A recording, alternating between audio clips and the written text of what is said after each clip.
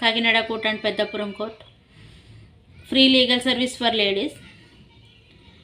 Fee మాత్రం తీసుకోనండి లేడీస్కి నేను. సో నన్ను కాంటాక్ట్ చేయాలనుకుంటే నా నంబర్ వచ్చేసి 9704491299.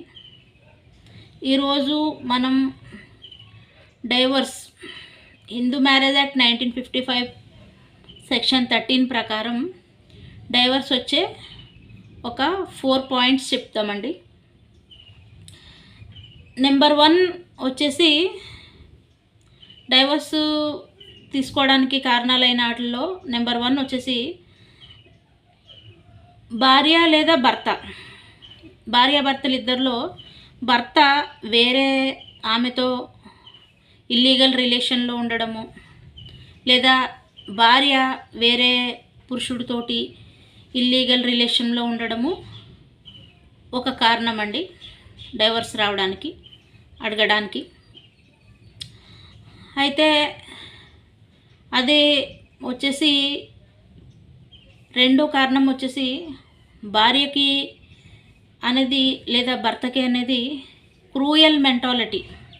క్రూయల్ మెంటాలిటీ అంటే మానసికంగా కానీ శారీరకంగా కానీ భార్యని భర్త కానీ భర్తని భార్య కానీ హింసించినట్లయితే, అంటే కొట్టడము, తిట్టడము, మాటలతో చిత్రహింసలు పెట్టడము, ఫుడ్ పెట్టకపోవడము, మానసికంగా చిత్రహింసకు గురి చేయడము, శారీరకంగా చిత్రహింసకు గురి చేయడము, ఇవన్నీ కూడా క్రూయాలిటీలోకి వస్తాయండి. ఈ క్రూయాలిటీలోకి వచ్చే ఈ లక్షణాలను బట్టి ఈ ఒక రీజన్తో కూడా డైవర్స్ అనేది రావచ్చండి. ఇకపోతే గ్రౌండ్ నెంబర్ 3 ఏంటంటే వచ్చేసి